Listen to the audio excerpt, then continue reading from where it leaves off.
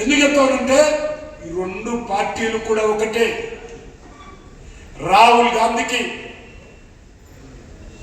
మల్లికార్జున ఖర్గేకు కేసీఆర్ కు మధ్యలో ఒప్పందం కుదిరింది కాబట్టి, అండర్స్టాండింగ్ వచ్చింది కాబట్టి ఈరోజు తెలంగాణలో ఏమీ చేయరు. ఈ రెండు పార్టీల ఒప్పందం కుదిరింది. అందుకే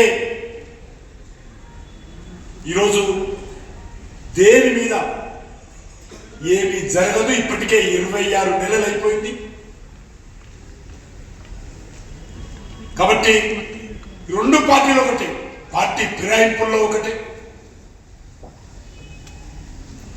ఈరోజు కౌన్సిలర్స్ గెలిచినా బీఆర్ఎస్ పార్టీ ఒక్కడు గెలిచినా కాంగ్రెస్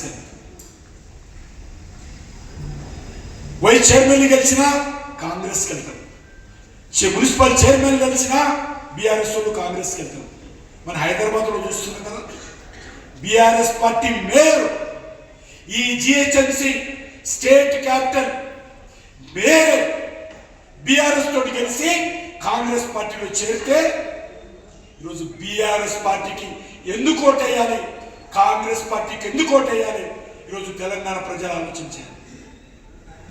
ఈ రెండు పార్టీలు కూడా ఫిరాయింపుల పార్టీలు, ఫిరాయింపులను ప్రోత్సహించేటువంటి పార్టీలు. ఈ రెండు పార్టీలు ఒకటే. ఏ పార్టీకి ఓటేసినా అది కారు గుర్తుకేస్తే కాంగ్రెస్ కేసినట్టే, అది కాంగ్రెస్ కేస్తే కారు గుర్తుకేసినట్టే.